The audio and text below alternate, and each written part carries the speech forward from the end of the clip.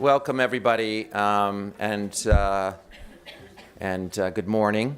And I'm on a, this is a high. Last night the opening was spectacular, and again, I'm extremely grateful to both the museum and the Davis Museum and the art department for supporting my work in bringing more modern contemporary Latin American art to Wellesley College. And Wellesley is in many ways the reason that we're here today. Rather than a traditional academic symposium, I, from the really beginnings of thinking about this show, knew that what I wanted to do was have a reunion of Wellesley women who have dedicated their careers, some longer than others, to this amazing field from all areas. We'll hear people today talking about pre-Columbian art, colonial, modern and contemporary architecture, Latinx art, and from different perspectives, the academic perspective, art dealer perspective, and museum professional perspective, curator, museum director perspective. And that's really extraordinary, and I'm not sure there's many schools anywhere in the United States that could present this sort of a lineup of illustrious alums in this one field. As you'll see, the symposium is dedicated to someone who, when I was first thinking about this symposium, actually she probably would have been able to travel here, and that was Elizabeth P. Benson, who was an alumna from the class of 1945, but who was very active still physically towards the end of her life. But sadly, she died last year. And so we've dedicated this to this most illustrious alumna. I only met her, I think, once at Dumbarton Oaks in Washington. But for many in the field of pre-Columbian art, Betty Benson was both a scholar and a patron of sorts. She was born in Washington, D.C., and after graduating from Wellesley in 1945, where she actually majored in English and took classes with Nabokov, she flirted with being a painter and took a position as assistant registrar at the National Gallery of Art in Washington, where she met the art collector Robert Woods Bliss and became a close collaborator with Bliss for the rest of his life. He actually died in 1962, and at that time, together with Michael Coe, who later would be one of my professors at Yale, installed his collection of some of the most extraordinary works of pre-Columbian art in the United States at Dumbarton Oaks, Harvard's Dumbarton Oaks Museum and Center. And she began organizing a series of conferences on pre-Columbian art that really transformed the field. And those volumes, those collected volumes, collected essays, remain, in many cases, key resources on topics like fakes and falsifications in the pre-Columbian world, or pre-Columbian life after the fall of the city of Teotihuacan. She retired in 1979 and then became an independent writer and scholar and kept working and curating and writing. It's sad that she's not here today. You all have a handout, this handout, I hope, and there are many more if you want them. Arthurina Fears, our fearless organizer of this conference, of all of its organizational details, and I'd really like to thank her once again. And can we give her just a round of applause, because she did all of that work of bringing everybody and organizing everything. She has handouts, and they're handouts all over the place. And inside there are some short bios. I want you to point out this photograph. This is another photograph on the cover from the John McAndrew photo album. This was taken in Mexico.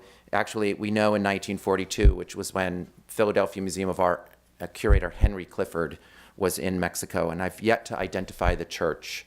Dana Liebson, maybe somebody can help me figure out what the church is.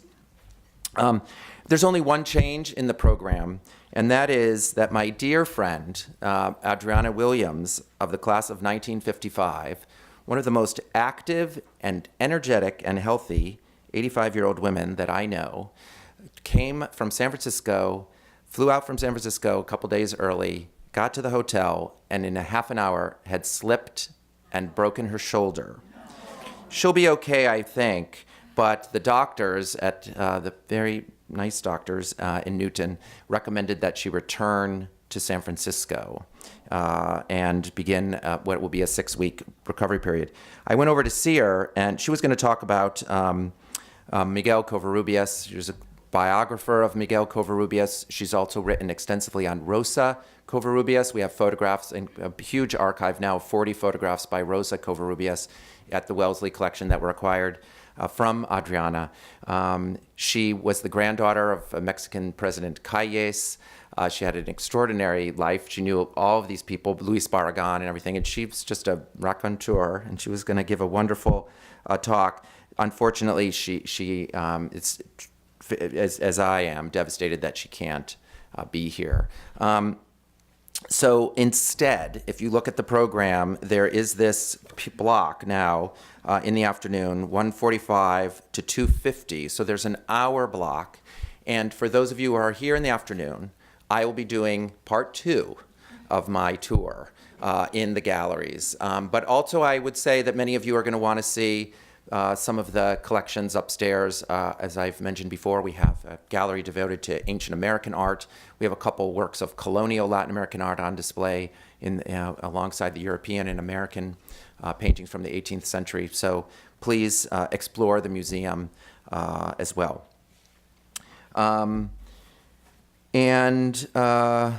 So I won't, because you have these little bios, I won't be introducing speakers. We're just going to just move along. The idea of this symposium was to be innovative and conversational, have time for questions, and people will be giving a variety of talks, some more formal than others, and there'll be conversations built into the whole program. So it's really about discussion and conversation, and not really about a formal academic symposium. Then, for me, a unique survey of our field through the contributions of these 10 women across time and space. So without further ado, I will just say that our first panel brings together Clemency Coggins from the class of 1955 and Professor Emeritus at BU, and Ellen Hoobler of the class of 1998, who's a curator now at the Walters in Baltimore. Okay, take it away, girls.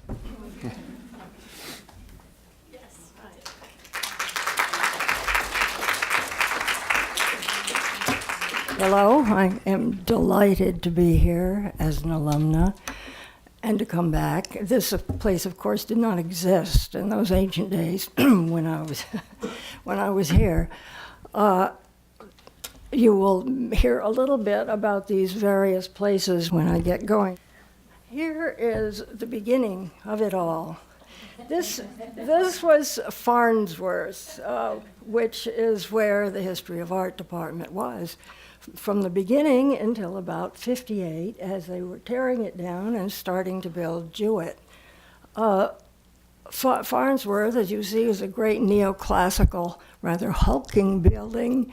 And to the left, of course, you had, although maybe not right, from the beginning, you had neo-Gothic, campus college Gothic buildings, and then the next came this art building, which of course was Paul Rudolph's perhaps masterpiece, and then the end of this sequence of construction, more or less at that time, was the science building. And if you think of this as a sequence of architecture, it is quite amazing. Here we go. I helped move. One of our faculty members I helped move into this building, so I do have a sort of continuity into it. Here are the 2 women who, among the various people in the art department, whom I am most grateful to, who helped the most create the life, these studies in my professional life. And on the right, you see Miss Agnes Abbott, who is a quintessential New Englander, a watercolorist, an artist, and she taught techniques, making various kinds of objects. And here you see mosaics, frescoes, all the different techniques that were involved in our classes and what we were learning. This had a huge importance for me and made me focus more on objects than on more general, broader art historical themes. And was emblematic of the Wellesley method, as it was called. And I don't know if that still exists, that phrase. I guess not, no one's nodding. The Wellesley method, much scorned at the Fog, where I was, eventually, as they felt it was sort of unnecessary to understand these things about how things were made, really was very important for me. On the left, you see Teresa Frisch, who was a medievalist and an extraordinary woman, much loved by everyone who knew her, and she became dean, and I'm sure some of you were probably here when she was Dean Frisch. And her field of medieval art also had a huge effect on me, and I planned on working in early medieval art, was my hope. Anyway, after this, we're going to have a little hiatus here. After I graduated, I married. My husband was a doctor. He was in medical school. We were here for a while. Then he was in the Navy, and we were sent to he was sent to Cyprus, where he was doctor at the embassy in a naval station, and we were there for a number of years. After that, we came back. I've completely left out the fact that I spent my junior year in France. And that definitely imprinted on me forever, the whole medieval field. When we were in Cyprus, I was very interested in the ancient remains in various parts of the island. And one of those was a city called Larnaca. I don't know if any of you know anything about Cyprus. And that was perhaps of particular interest because it was disastrously excavated. I think you'd have to say he looted Larnaca. He was an honorary consul from Italy, I believe. And those collections a large part of them went to the Metropolitan in New York, where they still, I don't know how many are actually displayed now, but it used to be almost a whole room at the Met was dedicated to the remains of Cyprus. After we came back from there, we went to Stanford, where my husband was again at the hospital there, and I worked in the art department and in the museum there. And ironically, the second largest collection of Cesnola's antiquities were there at the Stanford Art Museum. So I sort of followed Mr. Cesnola to Stanford. I also thought, well, maybe I should get a degree of some sort so I could earn a living while my husband, wherever we were going, would be practicing. So I went to San Jose State University and got a library degree at that point, which has obviously been useful for a scholar. After that, we came back to Cambridge, and I was at Harvard in Fine Arts Department at the Fog, where when I was interviewed, the man who was then chair said rather crossly, "We have entirely too many women in this field." It was a fact, actually. And so at Harvard, I was going to be a medievalist. That was the plan. However, the medievalist was away that year. He was on leave. And that spring, George Hoobler came to teach for the spring semester at the Fog. I don't know how many of you know much about George. His little book, The Shape of Time, which I meant to bring, is something I don't know if it is still read. Yes, and it's a new cover in print. Well, it's wonderful. He was wonderful. He was an extraordinary man. And I immediately abandoned medieval studies because George was a specialist, particularly he was an architectural historian of colonial and Hispanic architecture and pre-Columbian, and secondarily, I think one could say. So I decided I would do that since it was easier to get to Mexico than it was to France for us. And just found him to be an extraordinary person who, as it turned out, had been asked by William Coe at the University of Pennsylvania, who had been excavating the site of Tikal in Guatemala, to do a volume on the art of Tikal. Well, I was assigned the drawing and painting styles of Tikal. Well, nobody exactly knew what that was, and I suspect Hoobler thought there were going to be great murals somewhere on walls that I would be working with, but that is not the way it turned out. There was a certain confusion because all my material was either in Guatemala or it was in Penn, it was in Philadelphia, and I was at the Fog where they didn't believe in pre-Columbian. So I spent all my time at the Peabody Museum and thus had Harvard and Penn and Yale, which is where George Hoobler was. It was a very divided sort of dissertation. At Tikal, and for some of you have perhaps been there, I hope. If not, go, if you can. Here is one of the pyramidal structures at Tikal, which had this tomb, a very important tomb of an early king in it.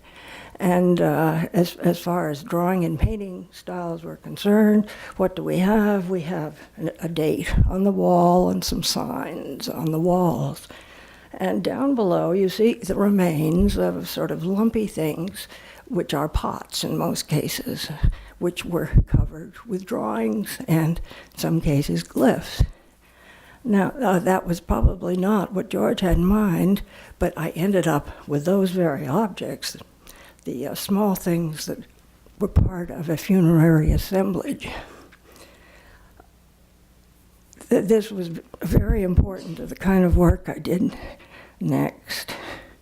These objects come from a spectacular tomb for a much later king, and they are particularly interesting because never mind.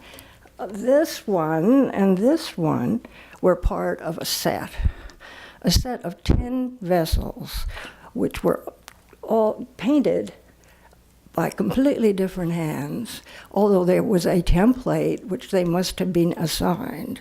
And as a consequence, we see a great variety of styles and painting ability.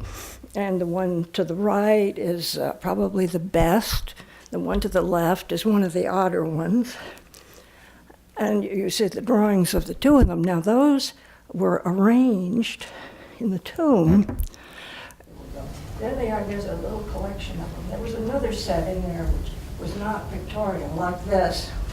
Now, the most interesting thing, one of the most interesting things about this tomb, and any tomb for that matter, is that had this tomb been looted and not excavated, there would have been no way to know that there was this interrelated group of 10 objects, which had 10 different artists working on them and 10 different probably members of his family or court working on them. And as true of the other set, it is this assemblage of objects which represented the life and work and power of this particular man that made this assemblage of particular interest. Meanwhile, I was looking at art journals in the library, and found that there were frequently Maya monuments were advertised by dealers in the art journal. And I started wondering about that and wondering how they got there and what was the story. This was an example contemporary with the time I wrote this. This is the site of El Peru in Petén. And here you see, if you can, what was actually left at the site. Now that's obviously not this monument. That's another monument that just sort of got broken up and also was broken up. However, the people who removed this one from the site, as you can see, sawed it neatly into blocks. You see that one? They're not all quite so visible as that, but there are blocks that it was sawed into. And on the sides and on the back, there were inscriptions, things that would have told us about the history of this person and their name and the site that it came from and its interrelationships. And that was all sawed off because who cares? Who was at that time interested so much in hieroglyphics, inscriptions? Here it is again in Cleveland and looking in somewhat better shape and in better color. And so I thought, well, why isn't anyone doing something about this? So I asked the Art Journal editor if he would be willing to publish an article on this subject. And they were not enthusiastic. I mean, they got their money from advertising these things, but they finally did publish it at the way at the back end of the magazine. Now, this article, this is the first page, which I put here just because of this sentence, which was at the end of the first paragraph. Not since the 16th century has Latin America been so ruthlessly plundered. That was picked up by newspapers everywhere. They loved it. And so this I certainly didn't expect the kind of response that it got, but it did. And it became an effective tool. And I worked for many years in the government. We managed finally to get laws passed in this country and in Guatemala that restricted the export of monuments like this. Now this had, as all good intentions do, some disastrous consequences. Those were the diversion of the traffic to tombs.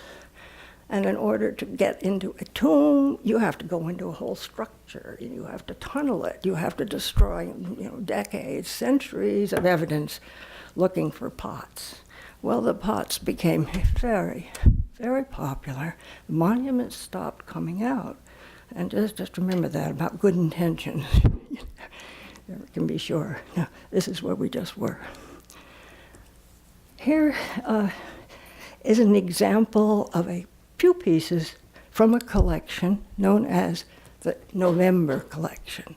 Now that collection, the November Collection, was a name decided upon by the investors and people organizing a fairly large-scale lootings of sites in Petén. And so this sort of, somehow cleaned the collection up, having this title. Here is an example of what came to be known as the Codex style, because it looked like the paintings, pictures, writing in manuscripts. This plate is in the Museum of Fine Arts and is famous, is extraordinary. It is filled with kinds of symbolism having to do with the creation of the world and the birth of corn, which is the most sacred symbol in Mesoamerica. And others, invariably it's called the Codex style because manuscripts had white grounds, sort of gesso-like grounds, on which the paintings were added in black ink with a certain amount of red. And those were exactly what was going on with these ceramics, which were probably the concept may have been taken from the manuscripts themselves, which no longer exist. And here another one, and here a somewhat more elaborate and different style. Well, no one had a clue for a long time where they came from, except for the looters and the dealers, I guess. However, people realized that they came from somewhere near Nac Bay, a site up in north central Petén near the border of Mexico, up here, this being Guatemala, this state of Petén, and this cluster of sites here. It became known that that's in fact where they came from. And one of the source sites, which was a source, here's another example, looked like this when it was first found. Now those nice little rectangles are looters' trenches. They trenched into every single building they thought just might have tombs or burials in it. So when an archaeologist arrives at a site like that, it is totally devastated. Here is an example. The trenches are red in this case. Here's an example of a site where, in that same area, which could well also be a source of some of these codex-style ceramics. And you can see there isn't a single building left. And now there's certainly lots of information an archaeologist can still use and find from a site which has been devastated like this. But it cuts out certain kinds of information totally. And there are a lot of sites like this in that region particularly. So the question is, and always has been for me, is if you have no idea really where something comes from or what it was for or what its context was, what the total significance of something was, it's a purely separated, isolated, almost meaningless, not meaningless, of course, object. And in fact, that's the way it is at museums. So, here's...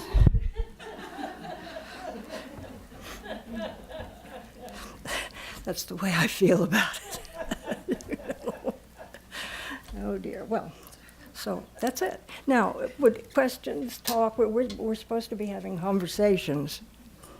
Clemency, we're going to go to Ellen, and then we'll have the two of you talk for a bit and have questions. To each other. Yes. All right. Thank you very much. You're welcome.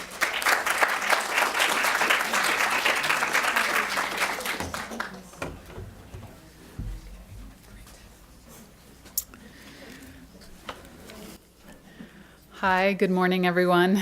Thank you so much for everyone in the audience for being here today and for this panel. I want to recognize the vision of the Davis Museum and Lisa Fishman for having this unusual symposium, and Jay, but we're going to get to him in just a minute. This unusual symposium, which could take place perhaps only at a college like Wellesley, where there's such an engaged network of supporters that include people from faculty and staff at the Davis, thank you, to donors, to artists, to current students that I see there in the audience, and of course, engaged alumni, a category I count myself and Clemency as part of. For those of you who don't know me, I'm a pre-Columbian specialist and got my start in this field. As you can see over here on the left, you can try and figure out which one is me.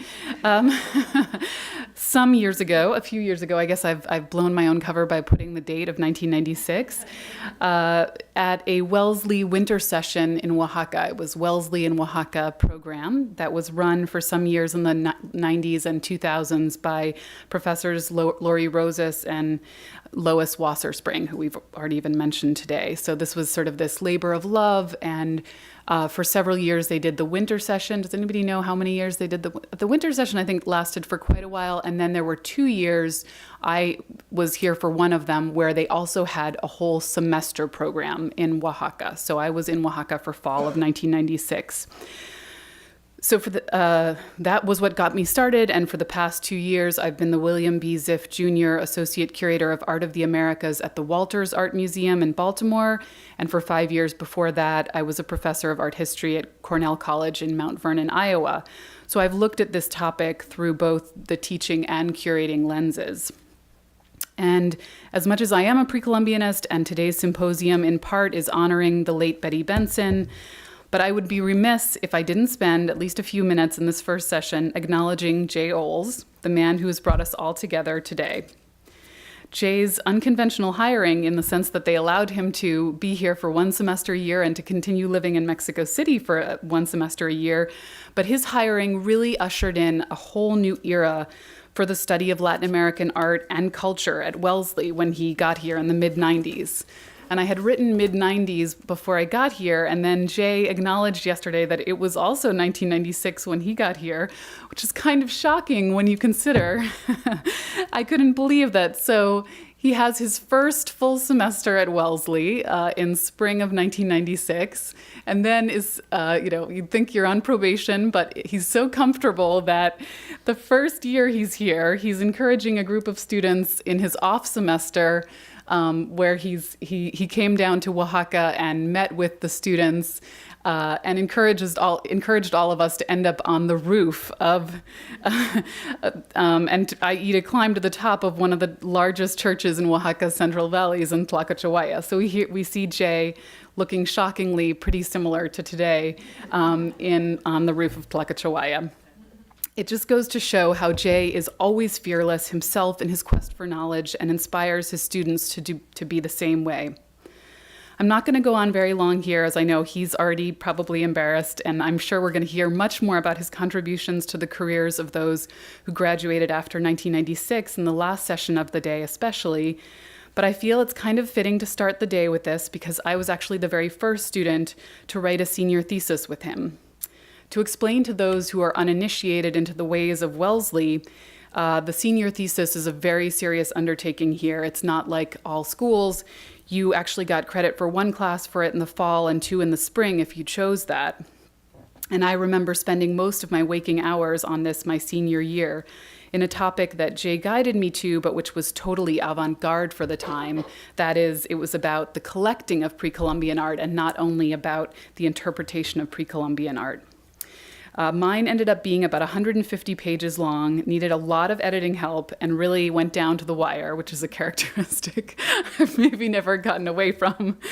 But for reasons that I don't fully understand, somehow this did not motivate Jay to run screaming from academia, and he's stayed here and continued to inspire students to the present day.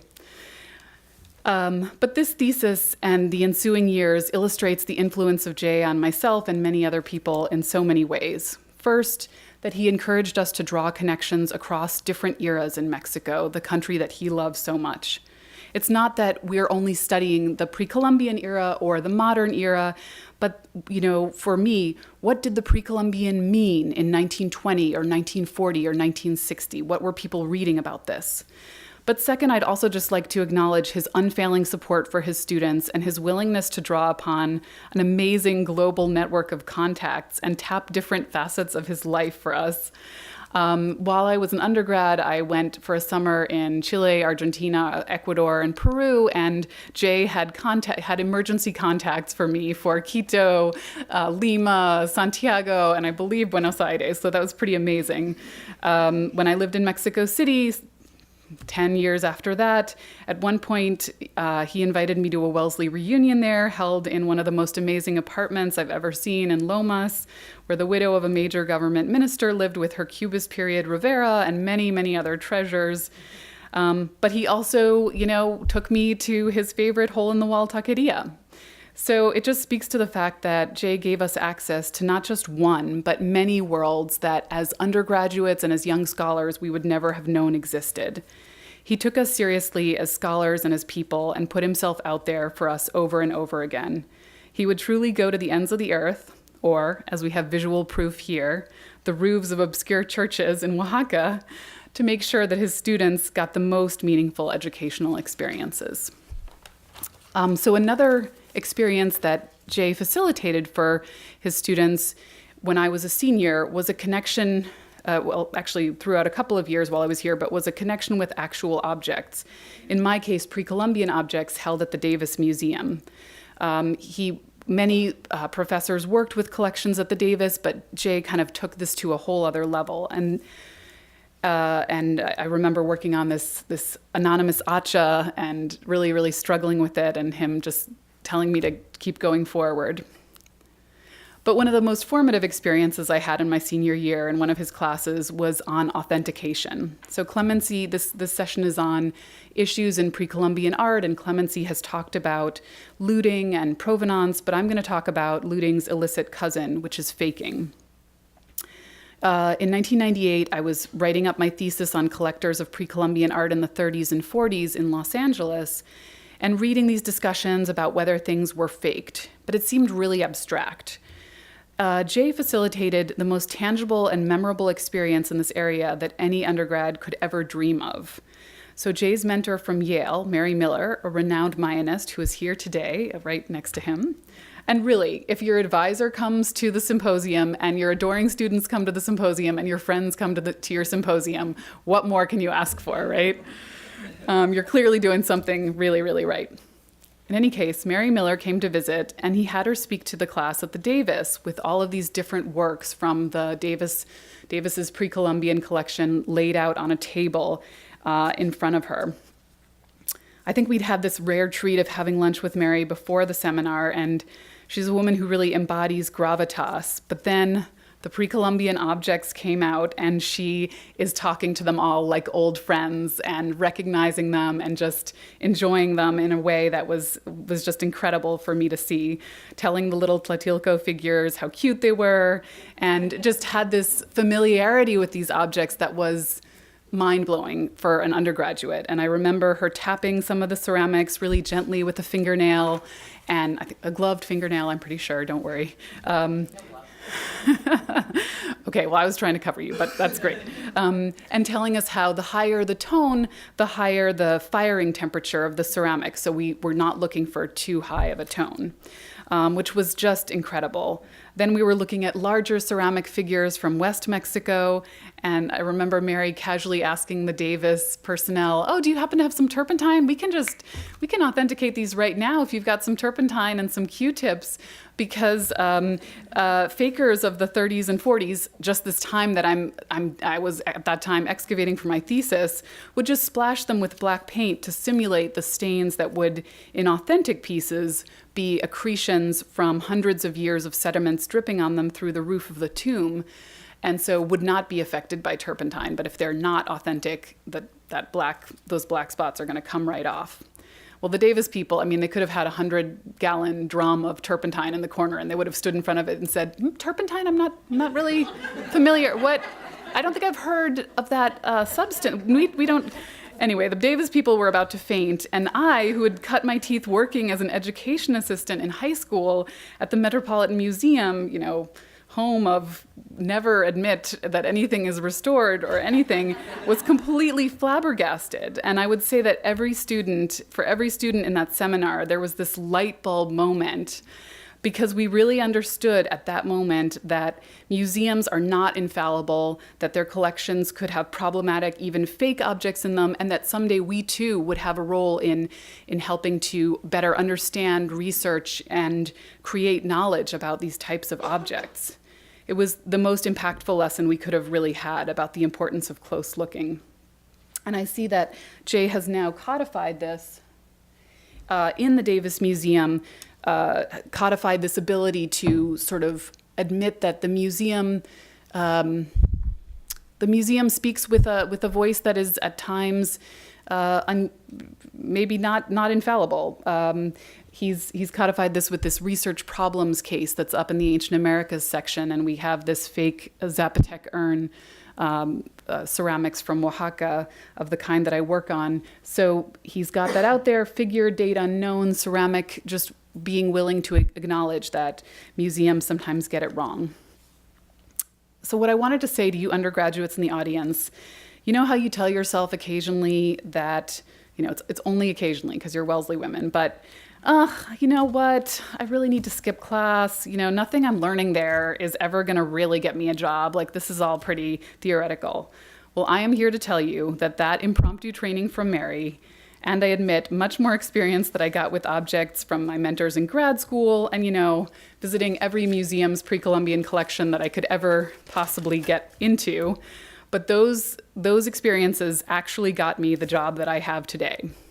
Because when I went for my interview with the Walters Art Museum, part of the interview was that I was told some objects were going to be brought out to a table, similar to Mary's table, and I was supposed to talk through them. So basically, this was this authenticity pop quiz, and to get the job, I had to pass.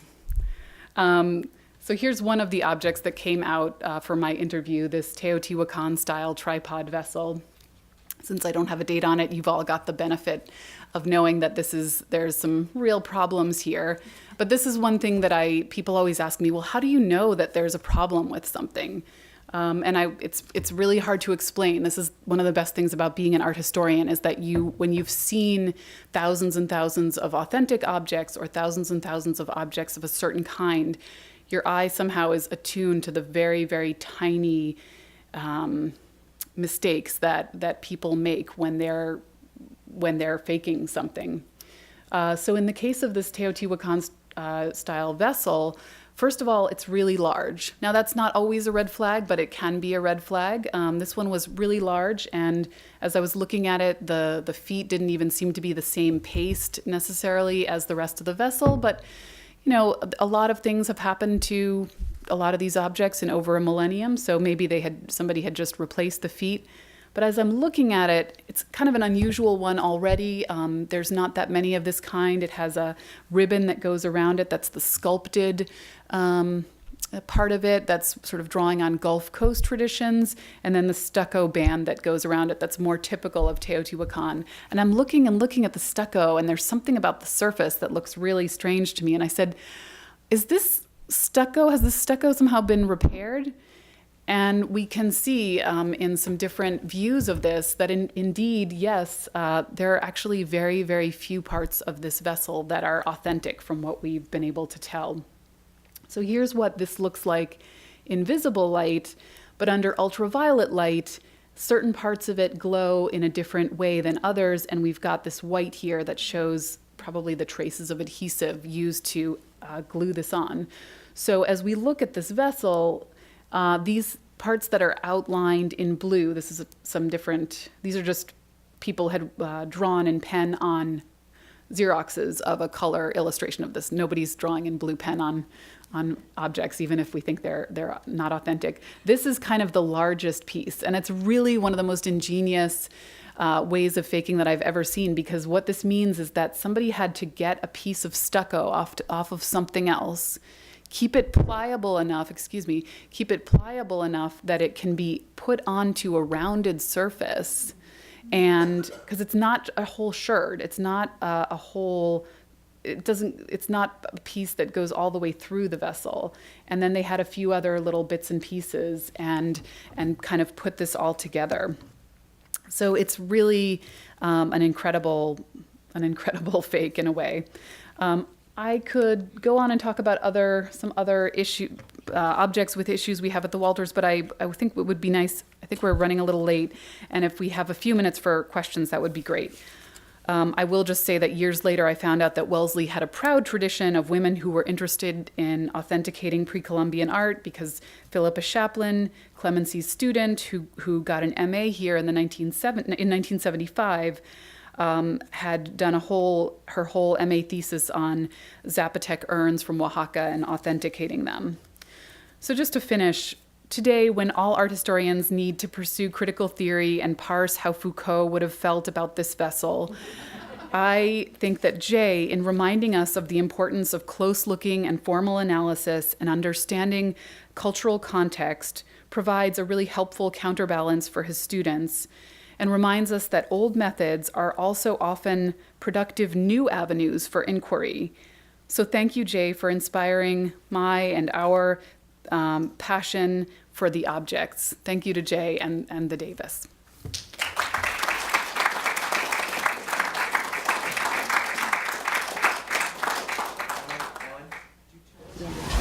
would like to say is that from my point of view, fakes are wonderful.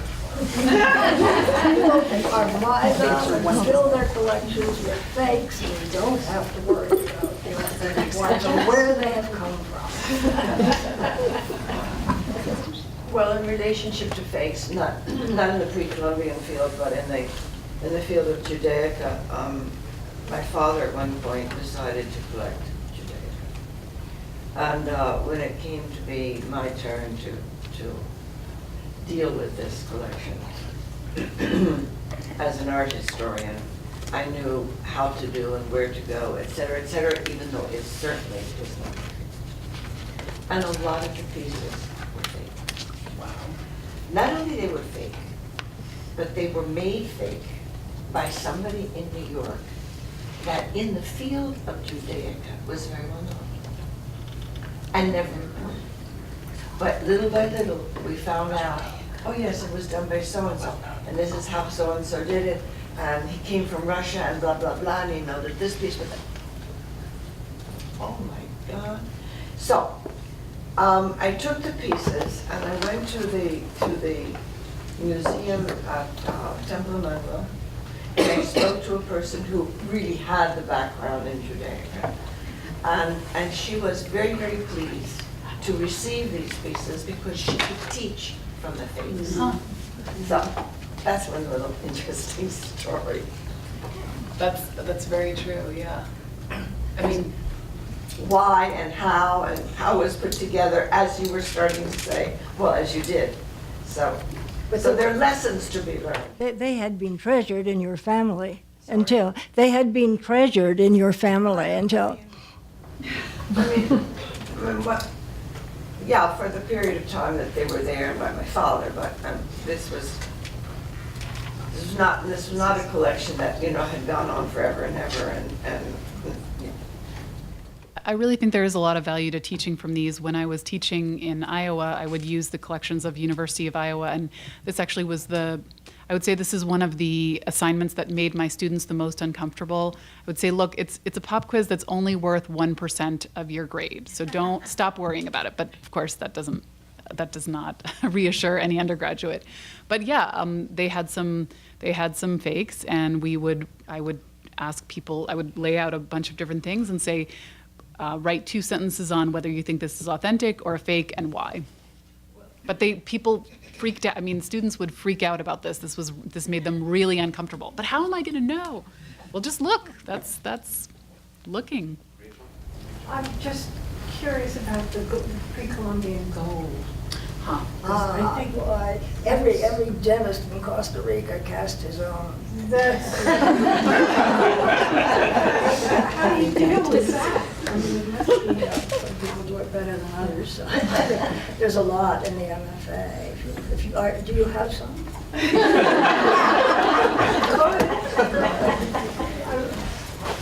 is it the color? Is it? No, and I think in many cases you could. Have they found the molds? A lot of them are hammered pieces. A lot of them are not necessarily molded. I was going to show you this. The cast ones are the ones the dentists. And then Because they don't have a cast the gold. jade, I think.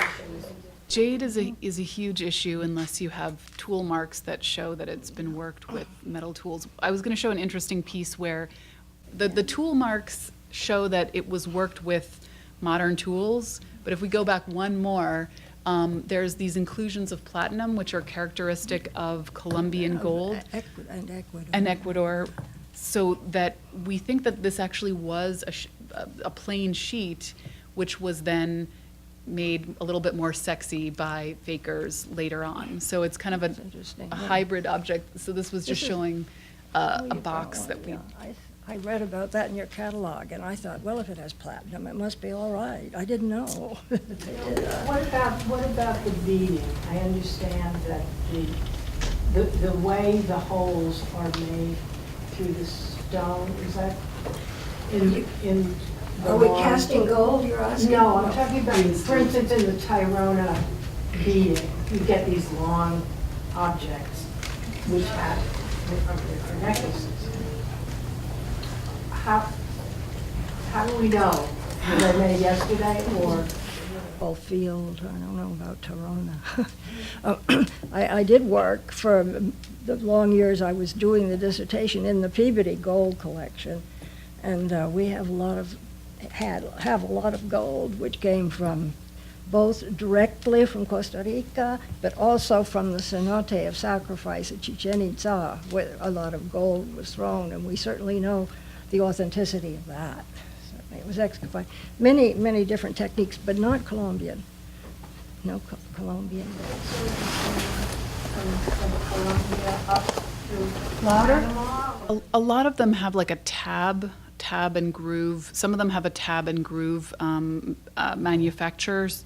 So in that case, you can sort of look at that. If you don't see that, if you're just there can be different techniques that are modern techniques. You're talking about beads? I'm talking about gold beads. Yeah.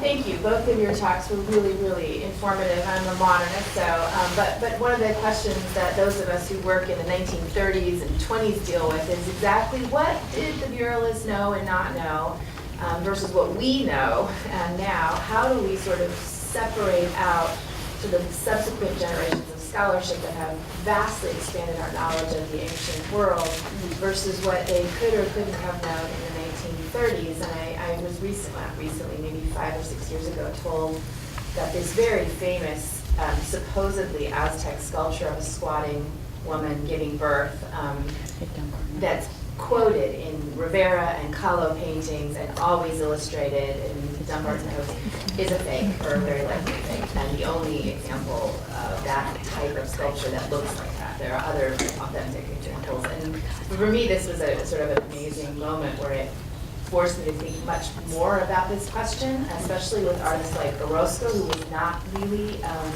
interested in an ethnographic sense in the way that Rivera was. And so I'm just wondering, either one of you sort of moves off a little bit from the question of the forgery, but more towards putting together these stories about our knowledge about the ancient world at these different moments and sort of what were and weren't artists in the modern world looking at. How was that information being presented to them by an emergent generation of archaeologists and anthropologists? You mean that, how were they to know that was a fake woman giving birth? Or what did they think they knew about the Aztecs? Or, I mean, the story of Quetzalcoatl, right? I mean, what we know now versus what in the 1930s passed us as sort of an absolute pre-Columbian myth. It's very different, and sort of parsing this out over time is very fascinating. I mean, it's a subject in and of itself. That's authenticity, as you're asking about authenticity. Well, I guess it's also kind of a Foucauldian question, which is sort of how does the knowledge we produce about the past evolve over time? And given what we think we know at particular moments in time, given what our political and intellectual investments are in the past at a particular moment in time, and how do we reflect on that when we're sort of doing our research, going in and reading Domino, for instance, and, or looking at Tula and having a layered sense of how our understanding of those objects and monuments and sources are need to be filtered through the same kind of skepticism, I guess, that our engagement with those objects. Who can you trust?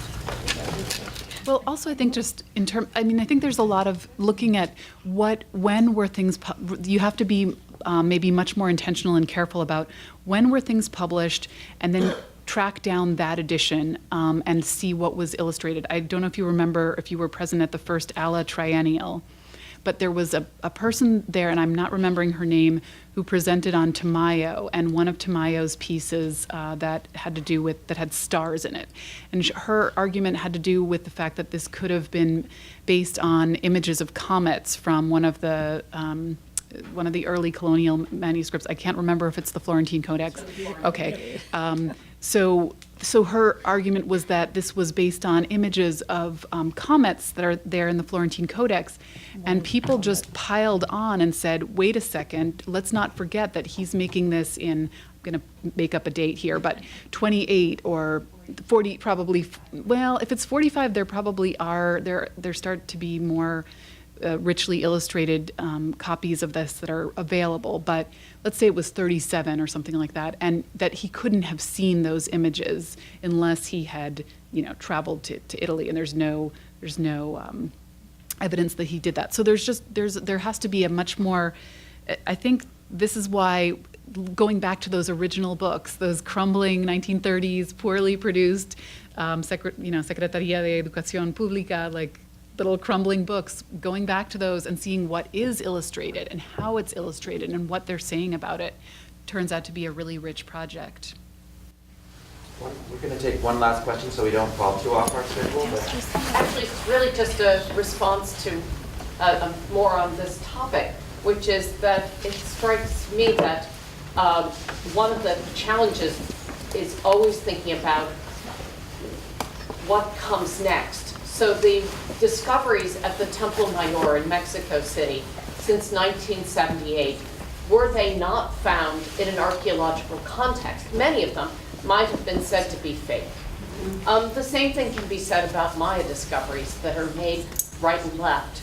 So, one of the challenges is that whatever is pre-Columbian art, what is pre-Hispanic art of Mexico in particular, and Guatemala, has changed so, and it changes as quickly as a kind of whatever the canon is, as contemporary art. And I think there's no other field where the discoveries have been so dumbfoundingly changing that it is constantly a challenge to keep up with it and to be weeding out falsifications created in the past. Someone like Frederick Church amassed a huge collection of pre-Columbian art, all of which is fake, except for in the 1880s and 70s, he was buying vast numbers of fakes in Cuernavaca. Only the two objects from Tula that are at the Met these days were the only two authentic objects in his collection. This, we could do a whole seminar on fakes and authenticity, and I think we would not be able to even scrape the surface. But thank you both, and enjoy.